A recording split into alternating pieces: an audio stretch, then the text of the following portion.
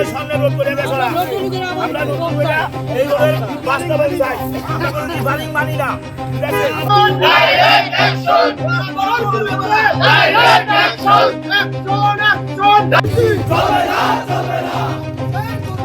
চলবে না চলবে না পুলিশের দুর্নীতি চলবে না চলবে না আজকে এই রোডে এই দুর্দশা ঠিক আছে এটা ইঞ্জিনিয়ার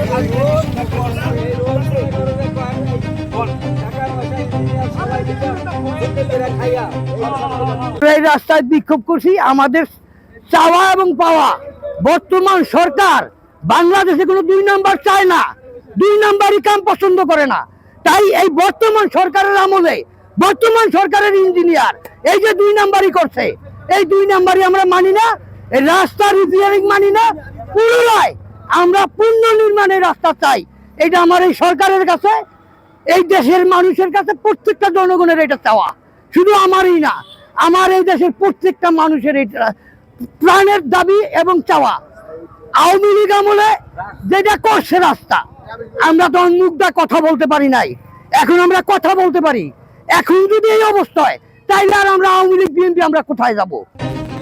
এই যে পুরা রোড দুর্নীতি করে এই রোডটা ধ্বংস করেছে 3.5 কোটি টাকা ঠিক আছে আমলে আমরা নিন্দা জানাইতাম যে রোড খারাপ করে। আজকে বিএনপির আমলে বিএনপির লোক এই রোডটা করে দেশটা ধ্বংস করছে, তারা জিয়ারে সুদ্ধা বসা রয়েছে রোডটার কাম দেখাইয়া ঠিক আছে। রোড একবার চরম খারাপ করছে, এই যে রোড ভাঙ্গা ছিল নষ্ট হয়ে গেছে ঠিক আছে। আজকে আমাদের দলের বদনাম, আজকে তারেক জিয়ার বদনাম এই রোডের কারণে। আমরা এটা প্রতিহত চাই ঠিক আছে। ইঞ্জিনিয়ার আর ঠিকাদারের বিরুদ্ধে আমরা নিন্দা জানাই।